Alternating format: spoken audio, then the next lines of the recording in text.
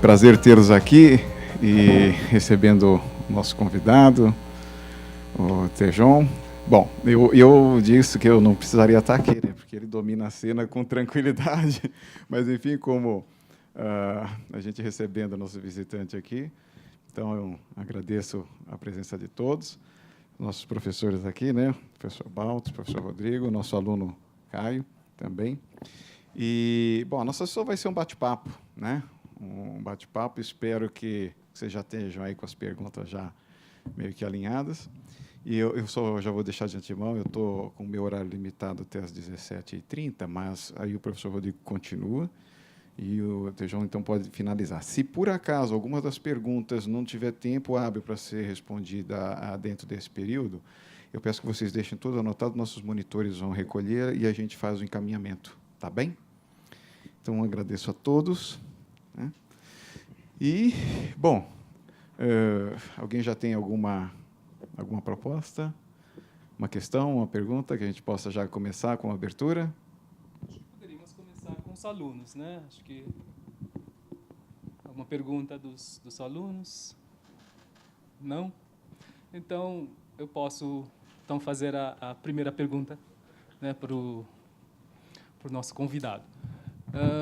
Hoje, né, eu li uma reportagem da BBC do Brasil, né, que 617 milhões de crianças, né, do ensino fundamental não têm um preparo, né, não têm condições de ler, escrever direito depois do ensino médio, depois do ensino básico.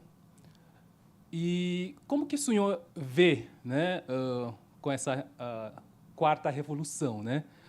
Será que vamos ter essa quarta revolução vai gerar, vai aumentar a exclusão ou vai conseguir aumentar a inclusão dessa contingente de excluídos, na verdade, né, que já são excluídos? Bom, pessoal, boa tarde. O Ariano Suassuna, cara brilhante, ele escreveu, olha, o otimista é um tolo, o pessimista é um chato. Ele se considerava um realista esperançoso. Né? E uma vez eu fui membro do MIT, quando no Estadão, representava o Estadão na New Media, lá no MIT. E eu vi um debate do Humberto Eco com Nicolas Negroponte. E o Humberto dizia, olha, tem coisas que uma vez inventadas jamais serão desinventadas. Ele mencionava os talheres, por exemplo, a mala, a alça da mala, o livro. E, por outro lado, ele dizia, todo esse mundo que está aí à nossa disposição hoje, isso tem aí esse encontro foi há uns 10 anos atrás, tudo isso que tem à nossa disposição hoje, de acesso à informação, é simplesmente genial. E ele mencionava, eu posso, em 3 horas de dedicação numa internet, descobrir coisas imensas sobre a vida de Galileu Galilei, Cristóvão Colombo, diabo. E coisas que talvez no passado eu precisasse pegar navio, andar em bibliotecas, seria até impossível. Né? Por outro lado, todo esse mundo, e a gente caminha aí para ter mais até terminais celulares do que população no mundo, pode criar também o que ele chamou de lumpen digitalis, que significa que são pessoas que apenas orbitam na superfície da nuvem e não mergulham. Agora, esse processo da criação de seres humanos, ele é uma coisa totalmente dependente da educação infantil. A educação infantil, na minha opinião, representa 90% do resultado de um ser humano. O mundo, tirando rincões aí muito distantes, onde existe aí um processo de liderança nefasta, sem acesso às coisas, o mundo permite que uma criança em Israel não fique, por exemplo, submetida apenas a uma visão exclusiva do gueto em que ela vive, e da mesma forma em vários lugares do mundo. Então, você permite ver coisas e ter coisas.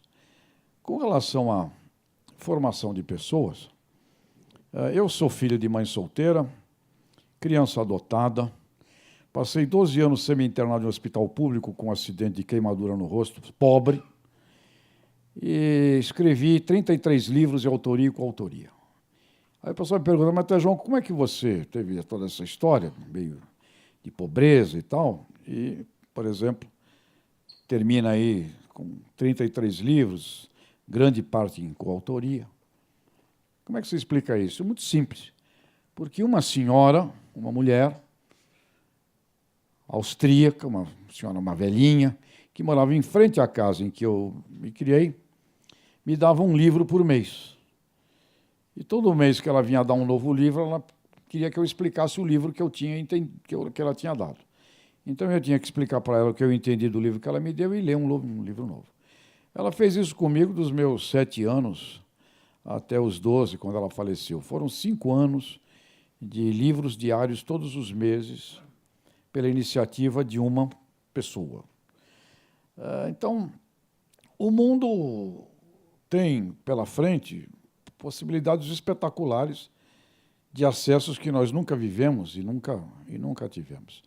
Então, na minha opinião, este processo revolucionário mediático, né, interativo, imediático, ele permite, para quem toma decisões, acesso a um mundo simplesmente espetacular, ou permite ampliação da besteira. Então, uma coisa era bullying quando não havia mundo digital. Outra coisa é bullying com o mundo digital, extremamente mais nefasto, né? Mas a outra coisa é um monte de coisas extraordinárias que você pesquisa, que você vê, que você tem acesso, que jamais conseguiria em outros tempos. Então, o mundo contemporâneo ele será bom ou mal, dependendo do uso que se faz desse conhecimento. Na minha perspectiva, ele será muito mais bom do que mal, até porque nós temos que aprender uma coisa muito importante, os filtros da generalização. Nós estamos muito acostumados a pegar um exemplo nefasto e generaliza o exemplo nefasto para todo mundo. Essa visão generalista dos aspectos, ela é uma forma errada e ignorante de ver o mundo. Então, a gente pode pegar um monte de coisas que provam que o planeta não tem futuro, a partir de uma série de exemplos até reais que você pega por aí e os coleta. Mas se nós fôssemos buscar, em meio a tudo isto, o que tem de aspectos muito mais positivos e acessíveis e benévolos, eu diria, seria campeão muito maior do que os aspectos negativos. Então, o que é que nós estamos precisando? Nós estamos precisando de uma educação que extermine com a palavra vitimização. Vitimização é o mal do ser humano. Vitimização é o mal do planeta. Vitimização é o mal, e aqui no caso do Brasil, o brasileiro tem essa carga de vitimização, e se vocês prestarem atenção na forma com a qual grandes e proeminentes líderes do Brasil, na política, no empresariado, se defendem perante o problema que está acontecendo hoje, vocês vão ver que nos discursos deles está a vitimização. O Temer diz, fui vítima de bandidos. O Lula diz, fui vítima do Moro.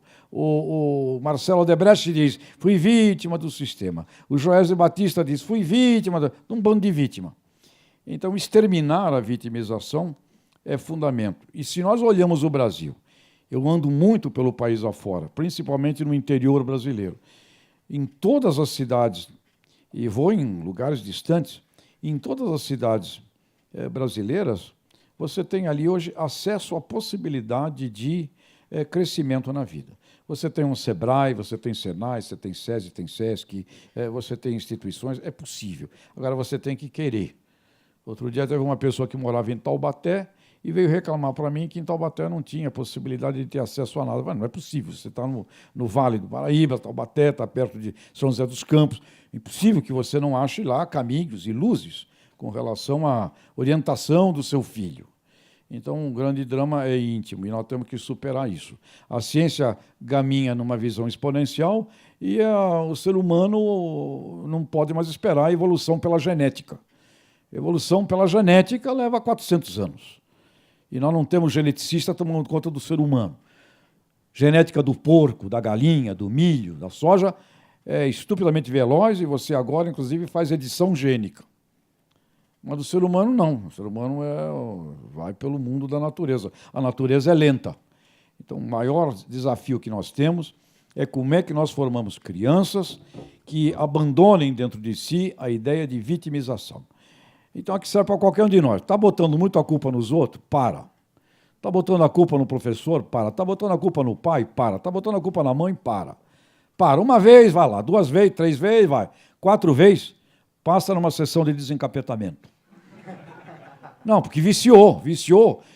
E aí eu vejo adultos, boas pessoas, bem-intencionados, conversando na frente das crianças com essa coisa da vítima.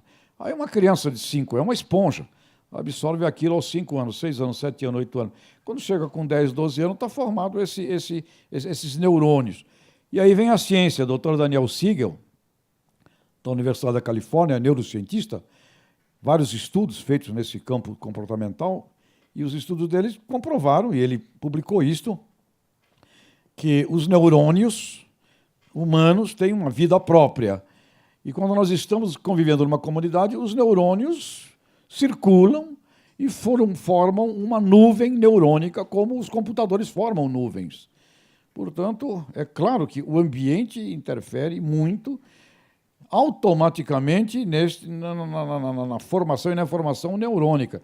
Então, uma criança numa família com um tipo de atitude dessa, ele já nasce com um atrofiamento aí gigantesco. Então, como será o mundo? Uma esperança realista. O planeta até hoje não foi destruído, e não foi destruído porque as forças sintrópicas sempre venceram as forças entrópicas. Agora, aqui tem algo a dizer. Qualidade de vida. O que é qualidade de vida? Capacidade de lutar. Qualidade de vida não é ficar na boa. Capacidade de vida é o quê? Consciência da luta. E aí vale um pouco dessa visão que eu carrego comigo e que me foi ensinada por meus pais adotivos. Você não está na vida para ter moleza, você está na vida para lutar. Então, quando você vai ver Senhor dos Anéis, vai ver Hobbits, criação do Tolkien, considerado o cara que fez as melhores fábulas do século XX. Se você prestar atenção nas fábulas do Tolkien, você vai ver ali a inexorável luta. Então, o que é viver? É ser um cara formado para lutar. E não se assustar com isso. Vai ter problema, vai cair no chão, vai tropeçar, vai ter adversário, vai ter tudo isso. Vai ter a sorte. Vocês acham que existe sorte, acaso? Amigos, amigas, existe sorte e acaso. Um segundo a mais na tua vida, a bala passou e não pegou. Um segundo a mais na tua vida, você encontrou a pessoa, não encontrou a pessoa. Um segundo a menos, você para com o teu carro para comer um lanche na estrada, passa o cartão de crédito, ele não funciona. Você tira, põe de novo, funciona. Mudou 15 segundos o seu destino. A carreta que ia te matar passou. Ou seja, acaso, Daniel Kahneman, ganhador do Nobel de Economia 2002, ele disse, olha, os fatores das incertezas são estupidamente maiores no mundo do que os economistas pensam. Pergunto a vocês aqui, jovens, vocês conhecem o Jaime? Ninguém conhece o Jaime. Eu mostro a foto do Jaime, ninguém conhece o Jaime. O Jaime, quando menino, mudou a história do país. Mas o que é que o Jaime fez? O Jaime era um filho mais velho de uma família que morava no Nordeste, e o pai do Jaime decidiu sair do Nordeste com o filho mais velho e trouxe, sem que a mulher soubesse, uma jovem, uma menina que era amante dele. E foram morar do lado de lá do Cais de Santos, num lugar chamado Vicente Carvalho. O pai do Jaime era analfabeto e mandava o Jaime, menino, escrever cartas para a mãe. Fique aí, não venha para cá, aqui é muito ruim. Ele não queria que a família viesse. 3, 4 cartas o filho escreveu. Um dia, o menino Jaime, com uma saudade imensa da mãe, o pai ditando, não venha, fique, aqui é muito ruim, não vemos a hora de voltar. O Jaime escreve, mãe, vendo o que puder vender, venha para cá, esperamos você, morremos de saudade de você. A mãe pega a carta, faz isso e aparece lá em Vicente Carvalho trazendo quem? O irmão do Jaime. Quem é o irmão do Jaime? O Lula. Quem não gosta do Lula procura saber quem é o Jaime.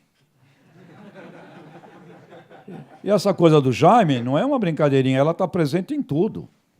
Presente em tudo, esse fator. Steve Jobs dizia, se não fosse um vizinho, como eu tive a minha vovó, Dona Justina, lá, que me adotou e me dava um livro por mês. O Steve falava, se não fosse um vizinho que me desse brinquedos e games na minha infância, eu jamais teria me despertado para isto. Se não fosse um professor que me obrigava a estudar, me chantageava a estudar, eu jamais teria sido. Então, o mundo é de uma riqueza muito grande quando a gente é educado desde pequeno para uma coisa chamada coragem, que os franceses chamam de encouragement, encorajamento. Coragem para um planeta incerto, para um planeta inseguro. Viver na Terra não é a melhor opção de uma entidade. A Terra é incerta, insegura, ela é cheia de problemas. Crises sempre existiram, mortes sempre existiram, caos sempre existiu, não é novidade nenhuma. Então, viver na Terra não é bom talvez ir para uma outra galáxia, mas você está aqui. E se Cristo aparecesse aqui e dissesse, vou te levar agora para o paraíso, você diria, não, espere mais uns anos, Senhor, agora não quero ir. Então, viver na Terra é a consciência da luta, ou seja, é uma coragem. A partir da coragem, você adquire confiança em si mesmo, que é o segundo ponto. A partir de confiança em si mesmo, você confia no outro, que é o terceiro ponto. Ao confiar no outro, você vai cooperar, que é o quarto ponto. Você só vai criar em cooperação. Vocês estão aqui na FEI, fazendo coisas criativas, criando coisas. Vocês só conseguem criar porque vocês têm um modelo cooperativo. E vocês se baseiam, inclusive, em pessoas que deram a vida há centenas de anos atrás, para que a gente usufruísse dos seus conhecimentos hoje. Você tem que criar de uma maneira diversificada, com vários agentes participando. A criação é uma arte da cooperação. Se você não confia no outro, você não coopera. Se você confiar no outro, tem que confiar em si mesmo e volta para a coragem. A partir da criação, você cria consciência. Com a consciência que você conquista. A partir da conquista, você para corrigir, autocrítica. E a partir daí, você forma um caráter. Quando formou um caráter, não há nada no mundo que você possa ter que te impeça da construção do seu próprio destino. Então, a sua pergunta, eu respondo desta forma. Eu creio na humanidade porque a humanidade sempre deu provas da vitória dos fatores da sintropia, que é a criação, a partir dos momentos da entropia, que é uma força do universo, em que galáxias batem com galáxias e se explodem, isso também é a toda hora, porém, lá na natureza, ela se recria. Aqui, na qualidade humana, nós temos que tratar isso pelo ponto de vista da ética, ou seja, são forças criadoras que promovem o progresso. Com 10 bilhões de habitantes para próximos anos, nós vamos saber que nós não podemos basear só na gente mesmo e a gente progredir, porque também é possível, só pensa em você e você vai, indivíduo competente, valoroso, empreendedor, você vai para frente. A gente precisa cuidar de um monte de gente que talvez não tenha a mesma capacidade desse composto genético educador do enfrentamento da vida. Então, nós temos que dar suportes e nós temos que tentar carregar muita gente conosco. Por isso, pediria que vocês prestassem atenção nas cooperativas. Por que que nas cooperativas, bem lideradas, você tem ali uma mediana muito mais evoluída e você tem uma comunidade no entorno muito mais evoluída, com um IDH muito melhor. Então, observa as cooperativas. Por que nos lugares mais evoluídos do mundo tem cooperativas? Por que nos lugares mais atrasados e pobres do planeta não tem cooperativas? Porque a cooperativa representa um sistema no qual nós vamos fazer de tudo para que a mediana envolvida progrida. E para fazer mediana progredir, você tem que ter uma força e uma liderança desgraçada, porque grande parte dos seres humanos gosta de estacionar. No passado, estacionou, tá bom, se vira por aí. A gente arruma Bolsa Família, arruma Bolsa Comida, Bolsa não sei o quê. Para 10 bilhões de pessoas não vai dar para arrumar bolsa, você não vai conseguir pagar a conta. Então, você tem que fazer com que as pessoas se movimentam e não se transformem em um fardo em si mesmo. E uma pessoa que vira um fardo em si mesma, ela é um fardo para todo mundo. Leva filho para o mesmo caminho, é um problema. Então, o cooperativismo é uma força filosófica de realidades espetaculares e significa uma forma de ver uma governança da sociedade na qual eu creio que será o grande modelo para irmos para os próximos 50, 60 anos.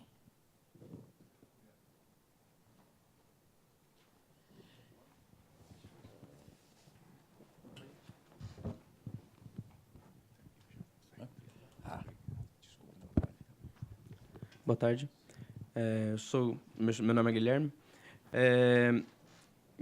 Uma pergunta um pouco mais também de humana, né? Aproveitando o tema um pouco mais para esse viés do dia. Esse congresso ele mostrou muito para a gente uma parte um pouco de fora da bolha que a gente acaba vivendo.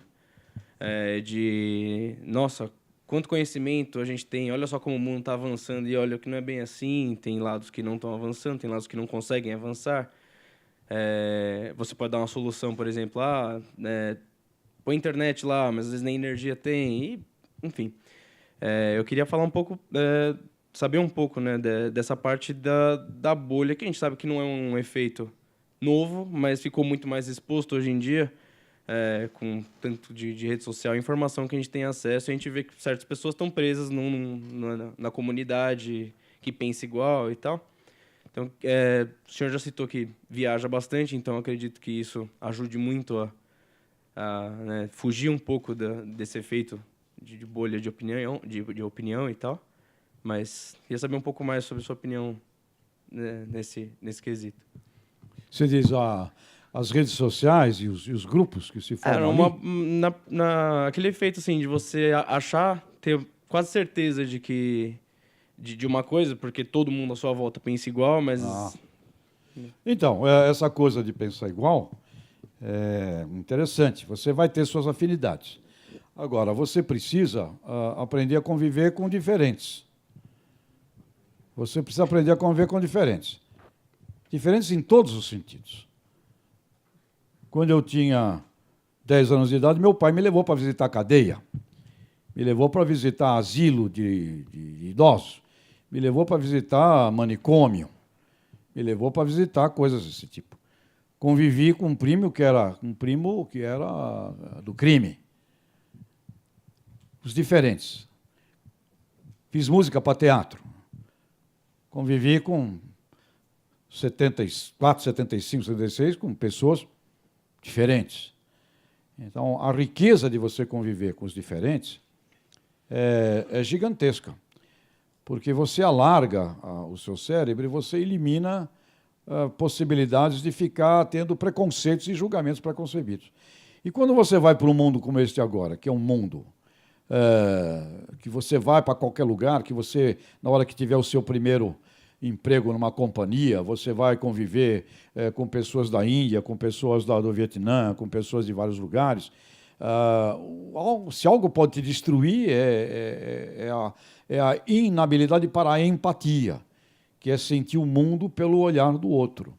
Então, quando você, e é justo, você vai ter suas afinidades íntimas maiores, mas é muito importante que você faça como, na minha geração, fazemos muitos debates com opiniões distintas. E eu posso debater com você e não concordar em nada do que você fale, e não significa que terminou esse debate, a gente não vai tomar uma cerveja juntos e não continua se respeitando. Então, esta coisa das distintas opiniões e do bom debate, ele é de uma riqueza muito grande. E quando você for virar um líder, você vai, por exemplo, dirigir pessoas em companhias ou em entidades, no que seja, você vai ter que aprender a gostar de pessoas, porque a sua equipe será do tamanho do quanto você gosta dela. E você vai aprender que você não pode não gostar de pessoas porque você tem alguma coisa assim de algumas diferenças que você entende que é por diversidade. E você tem que aprender a separar o que é verdadeiro inimigo do que é dissidente. Então, este aprendizado dos diferentes é de uma riqueza muito grande. Agora, nesse sentido, era interessante vocês acompanhar um pouco daquele momento filosófico do existencialismo, de Sartre, de Camus, que era uma ideia, eu mergulho num determinado núcleo, que não é o meu, mas eu mergulho ali intensamente, aprendo ali e saio. Mergulho no outro núcleo, aprendo ali e saio. Depois que você tiver os cabelos brancos e já meio careca, você vai ter uma reunião extraordinária dessas coisas. Mas tem seus grupos, tem as suas afinidades, não há nenhum problema nisso, é muito gostoso, mas procure ir em lugares que normalmente você não iria. Procure ir em ambientes que normalmente você não iria. Procure... É interessante, é muito interessante. Eu já andei, fiz palestras para o pessoal da cadeia, pessoal da FEBEM, sem nenhum tipo aqui agora de julgamento, das coisas, mas é interessante você olhar, entrar nesses mundos, não é? E sair de lá. Isso amplia muito a visão. Agora, o pessoal me pergunta assim, o que eu posso fazer com relação ao meu futuro? Os estudos todos que eu vi com relação ao futuro, tirando as obras lindas de Júlio Verne, o pessoal que escrevia, né? Tirando essa turma, a única coisa que eu vi com relação ao futuro a única coisa que você pode fazer sobre o futuro agora é com quem você decide ir. Então, com quem você decide ir ao futuro, define o teu futuro. Se você é uma criança, você vai depender dos guias, ali do pai, vai ter uma dependência gigantesca desta orientação infantil. Se você já é um menino, um adulto, um jovem, você passa a ter a responsabilidade da escolha. Você será a escolha das pessoas com quem você decide. E aí tem uma coisa importantíssima na criação de crianças. É muito importante que um pai ou uma mãe ensinem uma criança, desde os seus 4, 5, 6 anos de idade, a admirar pessoas. Pessoas simples. Pega um táxi, um taxista admirável, fala para o filho, olha, para no posto, tem um frentista interessante que limpa, que é um camarada, aponta para o filho. Se você fizer isso para uma criança de 5, 6, 7, 8, até seus 9, 10 anos, vai entrar no cérebro dela uma informação, admirar pessoas que sejam admiráveis. Quando você tiver 20, você será o resultado dessas escolhas automáticas. É você que vai escolher aqui na FEI quem você elege como mentor. Você vai numa empresa, não é teu chefe burocrático, você escolhe. Então tem gente que entra em companhias maravilhosas, não gosto do meu chefe, eu vou embora porque meu... Aqui teu chefe, tu não está numa empresa para o chefe gostar de você ou não, está numa tremenda corporação, escolhe lá o cientista admirável, escolhe lá o executivo admirável, escolhe lá o funcionário admirável, olha ele, gruda nele, ele é o orientador, ele é o mestre. Então nós somos resultado disso. E isso não é só algo que eu aprendi com a minha vida, como no meu doutorado de Ciência da Educação, um dos marcos teóricos que eu encontrei, chama-se Viktor Frankl, que é um psiquiatra, filósofo, passou a Segunda Guerra Mundial em campo de concentração. E, ao sair, ele redigiu a logoterapia, que diz, o ser humano se transforma no sentido que ele escolhe pelo qual vale a pena viver. Se você tiver um propósito forte, você vai encontrar como fazer. E aí perguntaram para o Frankl, mas Frankl, como é que eu encontro sentido? E a resposta que ele deu foi essa, a única forma de encontrar sentido é observando os seres humanos, admirando os seres humanos e comparando aqueles que, sob aquela circunstância dada, eles crescem com os outros que, nas mesmas circunstâncias dadas, não crescem. Então, quando eu já posso ter, como eu tenho, 65 anos de idade, continuarei sendo resultado de pessoas que eu aprendo a admirar. Então, isso está muito automático em mim. Em qualquer ambiente que eu vou, em qualquer lugar que eu vou, eu observo isso e admiro. E se admirar não é que tem que ser simpático, ou seja, não, é uma admiração, caramba, puxa, que talento, que coisa interessante. Então, vamos ao futuro através dessa capacidade de olhar pessoas e admirarmos essas pessoas e os seguirmos. Vocês estão aqui num ambiente privilegiado. Se você está num ambiente menos privilegiado, esse searching é um pouco mais difícil. Mas num ambiente privilegiado como esse, vai ser difícil encontrar gente não admirável. Acho que vai ser ao contrário. Mas, enfim, viva! Viva, viva, viva. Viva, e sem medo, viva. Aprenda. Não hesite, principalmente jovem, de fazer a busca, a pesquisa de várias circunstâncias. Viva. O medo é o pior inimigo. Pode deixar. Muito obrigado.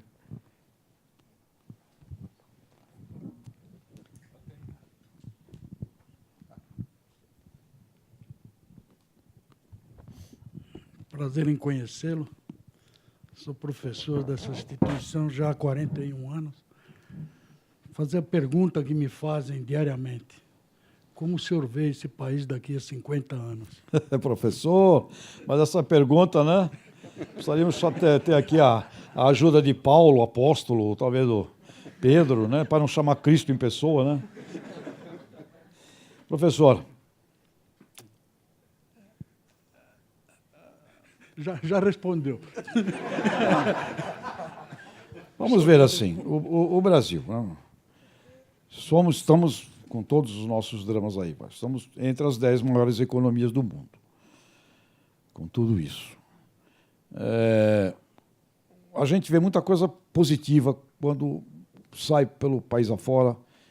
Eu ando muito neste mundo do agronegócio, então, cidades do interior, você chega lá, reuniões com ciência, tecnologia, gente ensinando, ver como é que... A gente vê muita coisa boa, positiva, né, nesse sentido. Um país que recebeu... eu sou filho de imigrante. Minha mãe, biológica, eu não a conheci, morreu, espanhola e tal, mas veio de miséria na Europa. O Brasil foi feito com imigrantes pobres, né? Eu acho que nós não somos um país construído por imigração ricos. Nossos avós, pais, imigrantes do sofrimento, né? Os japoneses, né? Os negros, os escravos. Então, nós somos uma galera formada da turma da base da pirâmide mesmo, do sofrimento. Então, aqui formamos essa coisa tropical. O que eu acho, assim, se nós tivermos, por exemplo, professor, uma sociedade civil já mais bem formada, por pessoas com uma consciência, com uma competência maior, e se essas pessoas entenderem que a governabilidade do país não pode ficar só na dependência daquela pessoa que você vota para ser lá o presidente, até porque é muito maluco tudo isso. Agora você fica discutindo as próximas eleições, né? O Bolsonaro, Dória, Alckmin, Lula volta ou não volta. Essas coisas todas são coisas que assustam você. Um povo esperando quem será, essa coisa toda.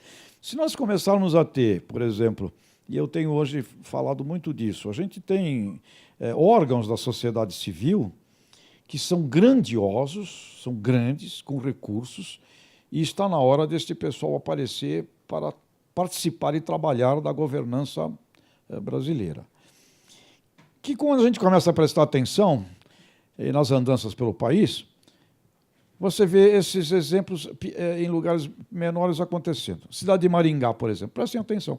A cidade de Maringá é uma cidade que é governada, o pessoal lá, empreendedor, mais a cooperativa, a Cocamar, mas eles criaram lá um conselho de desenvolvimento de Maringá, contrataram estudos caros que eles pagaram com consultorias internacionais, sobre o que tem que ser feito em Maringá, numa visão de longo prazo, e é um documento.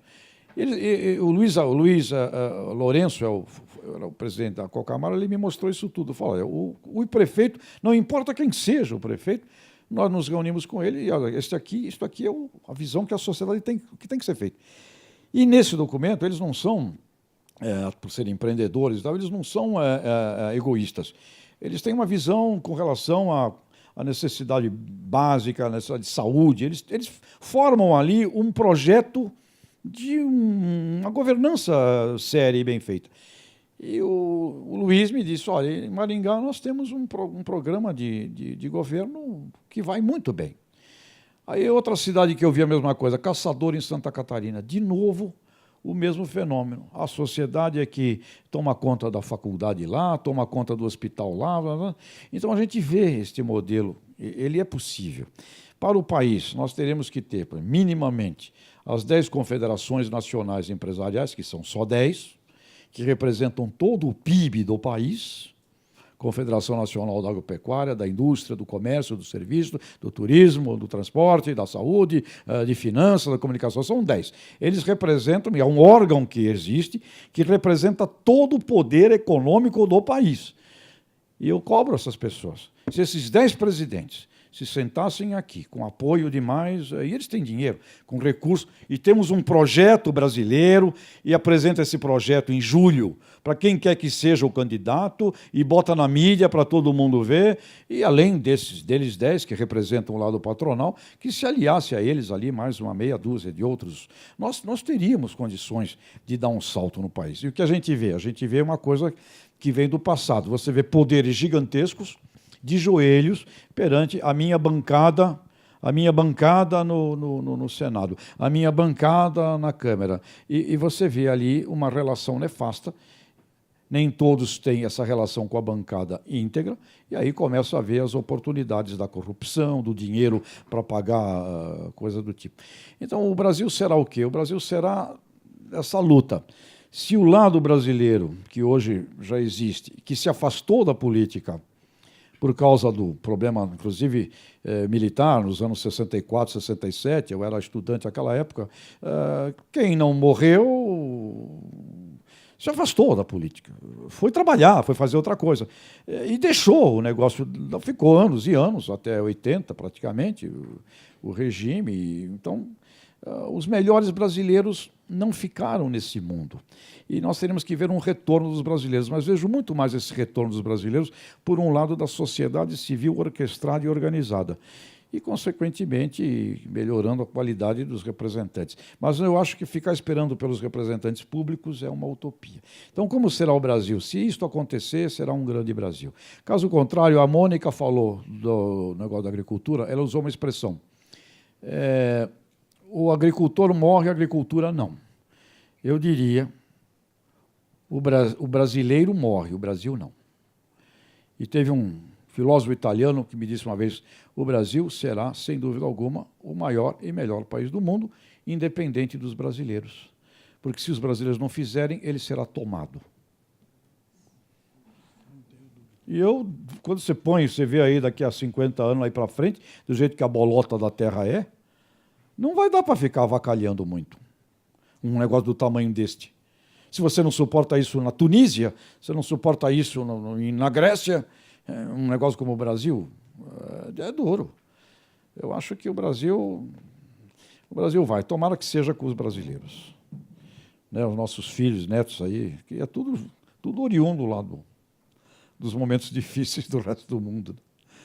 Meu pai que eu diga. O teu pai, eu imagino, a nossa vida, os nossos ancestrais aí, né, sofrimentos bravos, duros, né? Duros. Muito bem. Muito obrigado. Obrigado, professor. Professor Professor dá aula João. de quê? São várias disciplinas, mas a mais importante é projeto. Projetos. Muito bem. Você que é o responsável pelo sucesso dos TCCs, né? Bom, eu tenho o prazer de conhecer a voz que eu escuto de vez em quando no rádio, quase sempre. Você falou do cooperativismo, né? Do cooperativismo. Cooperativismo. E existe... Eu me lembro, quando eu era pequeno, minha tia falava que os militares não gostavam do cooperativismo, porque isso parecia com comunismo, coisa assim. É engraçado, mas você sabe que a Dilma, que né, não se diz. Aliás, o pessoal se diz comunista, mas é que eles não sabem o que é comunismo. Mas a Dilma nunca recebeu o movimento cooperativista. Então, para a Dilma e para alguns caras da esquerda, o cooperativismo é um capitalismo de direito horrível. E para alguns militares significava, alguns liam como comunista. Então, era essa a pergunta, né? Então, cooperativismo não é comunismo. Não, de forma alguma, no sentido filosófico-político, não. É um empreendimento capitalista, desenvolvimento de negócios, né? Mas, do jeito que você falou para Maringá, é uma auto-organização da sociedade. Da sociedade. Alguma coisa assim, né? Eles criaram lá um comitê de desenvolvimento de Maringá, em que não é um soviete, né? Em que a associação comercial, a associação industrial, algumas ONGs que participam, eles criaram lá um observatório de vigilância para fazer uma espécie de uma auditoria nas contas. Eles criaram um sistema em que a sociedade apresenta plano, discute planos e controla planos, e tem, inclusive, uma vigilância com relação à integridade, por exemplo, das contas e de licitações e coisas do tipo. Eles criaram um sistema que independe do político. E partidos políticos que estão todos contaminados com suas facções, né? Então, o cooperativismo é uma organização em que você tem ali a necessidade de que todos os membros participem, atuem e realizem para a obra, e, em função desta obra, eles têm uma participação dos resultados também deste sistema, que eles não chamam de lucro, chamam de sobras. E as cooperativas no Brasil, quando você as reúne todas, o faturamento delas é de cerca de 400 bilhões de reais. Aqui no ABC tem a maior cooperativa da América Latina, que é a Coop, com mais de 1 milhão de associados, por exemplo. Então, é muito interessante observar as cooperativas como uma forma de você dar uma possibilidade concreta, competitiva ao pequeno empreendedor. Eu tinha uma outra pergunta. Eu, assim, durante algum tempo recente, né, eu achei que o Ayrton Senna era o último exemplo do brasileiro que sabia andar na frente. Teremos chance de voltar a andar na frente em outros setores? Em outros setores, né? Em todos os setores. Em todos os setores, sim. Sim, o brasileiro... E aí tem, assim, algumas visões. Por exemplo, Domenico De Masi é um sociólogo italiano, muito conhecido no mundo, escreveu A Emoção e a Regra, um livro um primor. Ele acredita que, neste futuro, eu acho que a Lida também falou um pouco disso, o jeito brasileiro, na versão positiva dele, tropical, é extremamente interessante a nível do planeta. É um jeito de uma mistura de raças. Aqui as pessoas realmente se misturaram, geneticamente falando, e é um brasileiro... E a gente sente isso em qualquer lugar que vai, né? Você fala que é do Brasil, as pessoas sorriem, existe uma coisa positiva dessa coisa brasileira. Se esse lado positivo, ascensional, vencer, nós temos condição aqui de fazer coisas geniais. O agronegócio é um exemplo concreto de uma vitória brasileira em condições adversas e rústicas. O pessoal falou, por exemplo, da criação da Embrapa, né? E aí vai uma experiência rica, porque eu perguntei a um historiador uma vez, eu perguntei o que movimenta o mundo? Ele me disse, o indivíduo. Foi o indivíduo? É, o indivíduo. Aí eu comecei a prestar atenção nisso. Então, por exemplo, a Embrapa. Tudo bem, a Embrapa se transformou no grande centro do estudo e do domínio da condição de produzir em terras que eram consideradas inférteis. E na Bíblia está escrito, não plante em terra fraca, porque é inútil, é a parábola do semeador. E nós não fazíamos nada aqui. Aí alguém começou a acreditar que podia produzir em terras fracas. A terra brasileira é terra fraca. Cerrado é uma porcaria de terra. E aí, como é que foi a criação da Embrapa? Um indivíduo, chamado Cirne Lima, que era ministro da Agricultura em 1970, ele acreditou nesse sonho, nessa possibilidade de criar uma empresa de pesquisa brasileira que iria trabalhar para o desenvolvimento e transformação daquilo que não era nada em riqueza. Ele acreditou nisso. E preparou um planejamento, um TCC, um plano da Embrapa, como ela deveria ser, orçou, e o ministro da Economia da época era o Delfim Neto. Fizeram o orçamento disso tudo e foram conversar com o presidente daquele período, que era o general Médici. Chegaram para apresentar para o general Médici uma fortuna, muito caro. E o Médici perguntou assim para o Cirne, mas, ministro, por que você quer gastar tanto dinheiro? Eu vi aqui no plano que esse dinheiro está sendo gasto porque você quer mandar brasileiros estudarem pelo mundo afora, fazerem doutorado, pós-doutorado, você quer mandar milhares de brasileiros estudarem pelo mundo afora, 1000 brasileiros, esse era o número. Ele queria mandar 1000 brasileiros fazer estudos fora do país para dominar esse tipo de coisa. E o general falou, mas, Cirne, por que mandar 1000? Não dá para mandar 200? Vai baratear o orçamento? E a resposta do Ciro Lima foi fundamental. Ele disse assim: general, tenho que mandar 1000 por uma seguinte razão. 300 não voltam. 300 volta meia boca. 300 volta bom. Dos 300 que voltarem bom, eu tiro uns 30 ótimo. Com esses 30 ótimo, eu pago a conta para o resto da vida. Então, a pergunta, o que será do Brasil daqui a 50 anos? Temos que ter os Cirnes Limas da vida. Indivíduos que... E sabendo que eu tenho que mandar 1000 para ter uns 300, bom, uns 30 ótimo.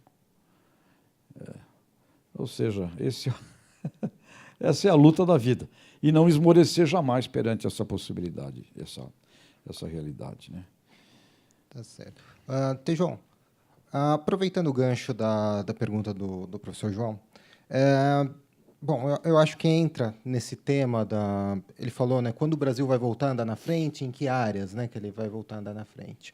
Você falou muito, eu acho que isso entra num ponto que você tocou na sua moderação durante a manhã, foi a percepção. Você falou que percepção é tudo, percepção é importante, né? O Brasil hoje tem áreas que a gente sabe que é líder mundial, por exemplo, o caso do etanol, os motores flex, e em diversas áreas, aí, mesmo na genética tem. E a gente, eu me incluo nisso, como parte do povo brasileiro, a gente não tem essa percepção clara. Não. Como trabalhar essa percepção a nível de população para você ter uma percepção mais realista do que acontece? A neurociência nos ensina que, para cada impacto negativo na mente, você precisa de 5 para contrabalançar. Então, nós estamos sendo bombardeados hoje de uma maneira gigantesca. Se fosse uma campanha publicitária para baixar a autoestima do povo, essa campanha publicitária é estupidamente bem sucedida, porque é um bombardeamento considerável dos fatos nefastos. E não, novamente, que os fatos nefastos não existem, eles existem. Mas nós não damos visibilidade aos fatos não nefastos, na mesma intensidade. Até porque a mídia precisa de audiência, e audiência, as pessoas gostam de coisas bombásticas e saber quem é o cara que vai ser preso hoje. Agora, este equilíbrio de uma agenda positiva ao Brasil, ele precisa nascer de uma consciência dos líderes. Então, por exemplo, trabalhei no Estadão muitos anos, a família Mesquita é dona do Grupo Estado. Um dos membros, outro dia conversamos juntos e falamos, olha, se continuar desse jeito, nós estamos transformando o país num hospício, é uma fábrica de louco, porque é um bombardeamento constante, permanente, tirando os programas do Datena e outros aí. Então, é uma desgraça só, né? E ele me disse, olha, nós estamos preocupados e está na hora de a gente começar a criar uma agenda positiva. Essa agenda positiva tem, sim, na mídia a possibilidade e, eu diria, a urgência de ser feita. Não significa que você vai deixar de cobrir os lados todos que têm que ser cobertos, mas significa que você precisa começar a dar visibilidade de um Brasil que tem gente trabalhando, fazendo, acontecendo, realizando, e que com todos os nossos dramas, a gente esquece, estamos entre as 10 maiores economias do mundo e sempre estaremos. Sempre estaremos entre as 10 maiores economias do mundo. É um mega país, gigantesco país. Então, falta uma ação neste sentido. Cara, novamente, eu não acho que esta ação tenha, por parte hoje do poder público, capacidade e competência de ser articulado. Nós precisamos da sociedade civil se reunir para isso. Então, a minha primeira maior visão é para de cobrar Brasília e vamos começar a cobrar os poderes da sociedade civil instituídos que precisam passar a fazer esse papel. Nós vimos aqui, neste encontro de hoje, manifestações extremamente fantásticas. Quem viu a Agropalma, do Marcelo Brito, quer ver um negócio genial brasileiro, é visitar a Agropalma do Marcelo lá em Tailândia, no Pará. É simplesmente um espetáculo. É considerada a melhor empresa de palma do planeta, com todos os certificados, com todas as ONGs, pessoas trabalhando, é um fenômeno. É lindo lá. Eu fui lá, visitei, conheci. Então, você tem, a hora que você sai por aí, você busca isso. Mas isto não está editado, nós estamos editando muito mais aquela notícia diária, constante e permanente, que tem que se existir, que tem que ser dada, mas ela precisa também ser trabalhada com uma outra visão. Assim como personagem de novela, a gente fala muito com a turma da Globo. Não custa nada você ter, no enredo da novela, pelo menos 1 ou 2 personagens íntegros. Tudo bem, a novela também, não vamos ser idiota, a novela é conflito, é essa coisa, essa é drama, trauma, bibi, o diabo. Mas, pô, dá para ter, tenha lá uns 2, nego, pelo menos, uns 2 professores, uma coisa assim, né? Tenha lá umas figuras, né, que pelo menos mostra, existe o professor, tal. Essa educação daqui para frente, ela exige da mídia, ela tem que ser mediática. Nós não vamos formar pessoas sem compreendermos esse poder mediático. A mídia tem que ser trabalhada e está com a gente nisso. Bom, a gente está um pouquinho adiantado no horário. Passar a última pergunta aqui para o Caio, que me pediu. Sr. Tejão, obrigado por ter vindo mais uma vez aqui. Falando mais sobre essa última pergunta também, sobre a mídia, então, assim, como a Patrícia falou hoje no começo do dia, sobre a pós-verdade, sobre a gente está sendo sempre bombardeado pelos fatos e a gente está sendo até sobrecarregado com essa parte. E o senhor que trabalha no meio de comunicação, eu queria perguntar para o senhor, existe algum meio que a gente consegue, digamos assim, se defender ou tentar peneirar, saber um pouco mais do que a gente tem que prestar atenção e do que jogar fora, o que é só opinião? Bom, você pode escolher os seus canais, né? Você pode escolher os seus canais, porque cada mídia tem consigo uma filosofia por trás, né? Você pode escolher.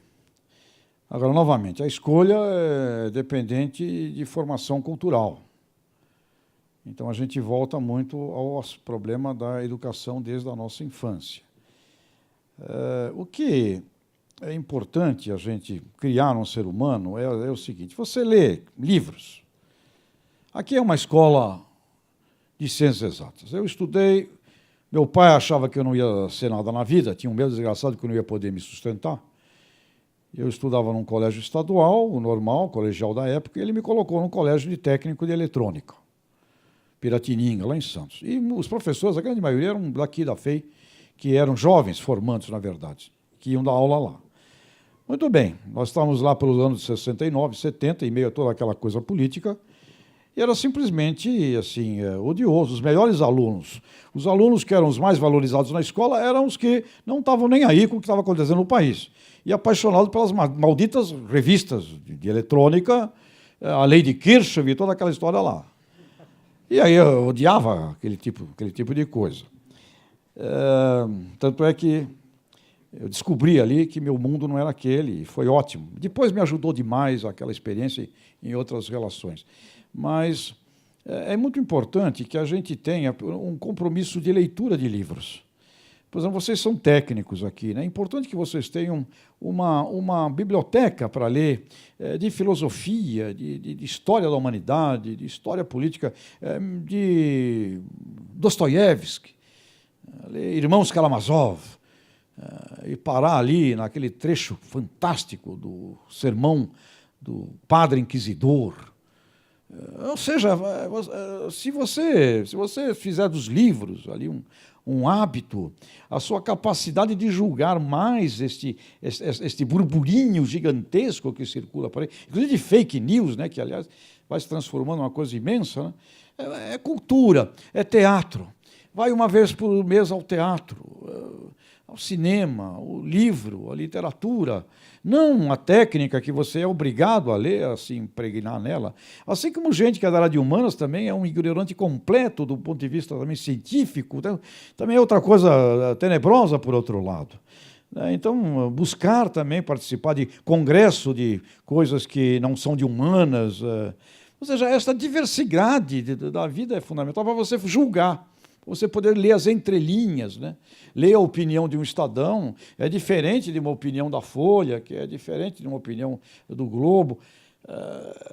esta coisa se forma através do seu desenvolvimento cultural, para você analisar o mundo e aprender a ler nas entrelinhas. Ou seja, pessoal, isso é vida, né? É viver e saber que a gente nunca vai estar pronto. O meu último livro é Guerreiros Não Nascem Prontos. Aliás, eu trouxe um aqui, podia até sortear aqui. Tem alguma fórmula de sorteio, não? Não tem, né? Não tem nenhuma... Tem alguma fórmula de sorteio? Meu último livro é Guerreiros Não Nascem Prontos. Eu trouxe um aqui, esqueci de dar para o nosso estimado padre jesuíta. Aliás, os jesuítas. Jesuítas são um talento imenso. Jesuítas são talentosos, demais talentosos. Poder, capacidade brutal. Eu hoje, se pudesse voltar no tempo e de algum jeito estudar como é que os jesuítas pensam, lideram, eu estudaria, porque é fascinante.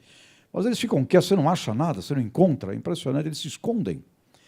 É um saber poderoso, jesuítas, saber poderoso. Vocês estão numa escola aqui, olha, pessoal, acima da ciência, da engenharia, vocês têm um treco aqui que é o saber jesuítico. Tem que andar atrás disso, ver os livros aí, o que é que tem, o que é que já escreveram, porque é rico. Este aqui, meu último livro, Guerreiros Não Nascem Prontos, traz exatamente disso. Nós nunca terminamos.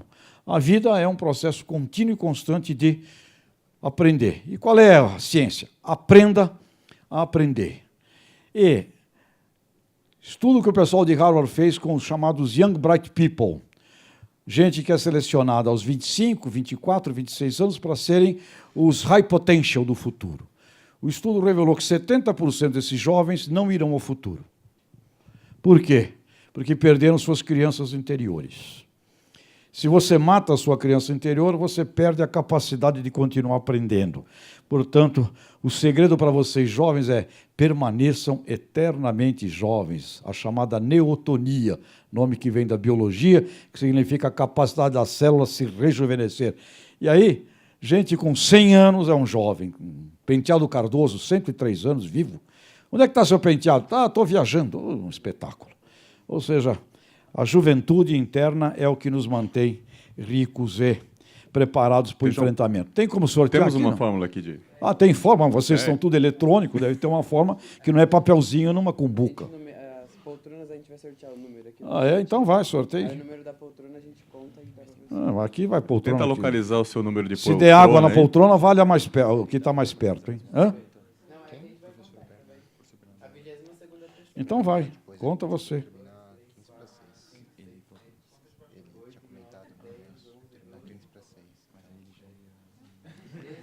Quem? Ah. Quem? Ah, muito bem. Aqui está. Muito bem, pessoal. Então, sem medo de viver, vamos à frente e muito rock and roll. Muito rock and roll. 18 de novembro, tocamos no Finnegan Pub, lá em Pinheiros, o pub mais velho de São Paulo. Tem um rock lá, vocês apareçam 18 de novembro. 18 de novembro. 18 de novembro. Tejão, Diga. bom, rapidinho. Você falou sobre essência, aparência, né? Nesse mundo que a gente vive rodeado de informação e, ao mesmo tempo, a gente vive essa superficialidade, né?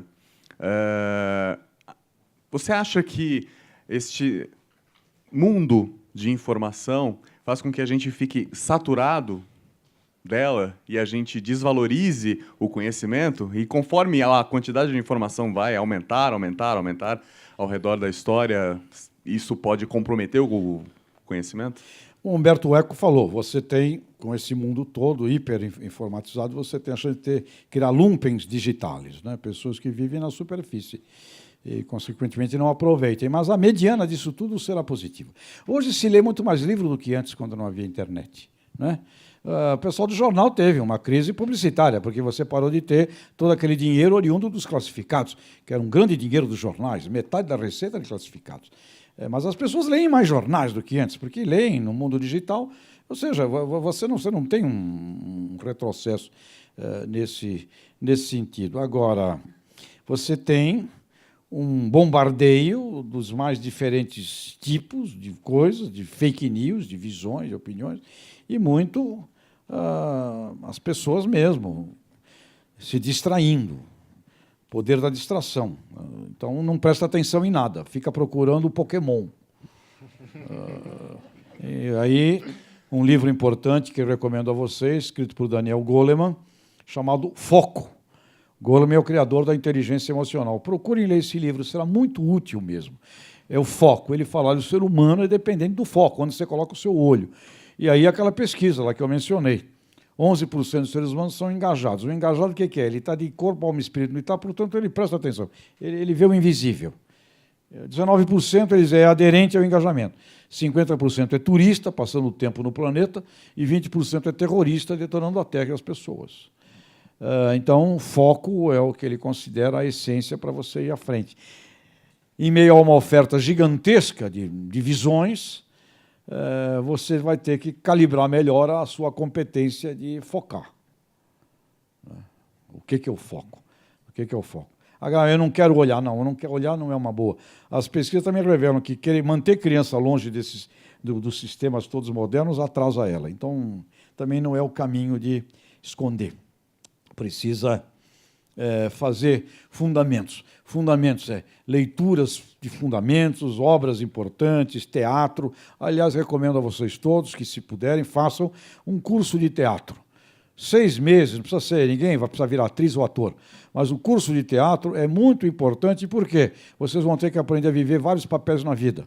E o teatro, o método Stanislavski, né, um russo que criou o método do teatro realista, significa é possível o ser humano internalizar dentro de si qualquer papel e personagem que ele precise viver. E nós, no mundo, viveremos vários papéis, até porque o planeta é um palco. É um palco onde não tem um diretor que manda acender o spot ou apagar, mas o mundo é um palco e o teatro seria um caminho também muito rico para vocês de exatas terem umas experiências humanas como essa. Eu não sei se a escola aqui tem teatro, creio que não, mas tem cursos de teatro ótimos e curtos e rápidos, para vocês compreenderem esta coisa fascinante que é também o mundo do teatro, que ajuda no nosso julgamento, de onde prestamos atenção e de onde não prestamos atenção, olhamos e descartamos. Ok? Ok. Muito Então, obrigado. Bom, se fosse simples, não seria, não. Como disse lá o Barão de Tararé, tudo seria fácil se não fossem as dificuldades. seria fácil se não fossem as dificuldades, exatamente. Então, agradecer mais uma vez o Tejon por essa Roda Viva, participação espetacular, tanto agora na Roda Viva como na moderação no período da manhã. E obrigado. Olha, só antes de encerrar, queria só dizer a vocês o seguinte, eu nunca imaginei na minha vida ser o que eu sou. Nunca. Eu nunca pensei que eu ia ser executivo de grandes companhias, eu nunca pensei que eu ia estudar lá em Harvard, eu nunca pensei que ia dar... Eu nunca pensei que estaria aqui na FIFA, nunca. Portanto, deixem-se levar. Deixem-se levar. Tenham até metas e tal, planejamento, mas se permitam. Se permitam, porque a gente vai se transformando em coisas que a gente nunca sabe muito bem como é. Mas o fundamento essencial é: você será o resultado das pessoas que você decidir estar. Elas serão vitais na sua vida. Mas não se preocupem, não. Eu quero ser isso. Nunca pensei que quero ser isso, quero ser aquilo. As coisas foram acontecendo. Mas eu tive sorte. Grandes pessoas ao lado. Portanto, rezem. Grandes pessoas ao lado. Isso é fundamental na nossa vida. Obrigado, gente. Obrigado.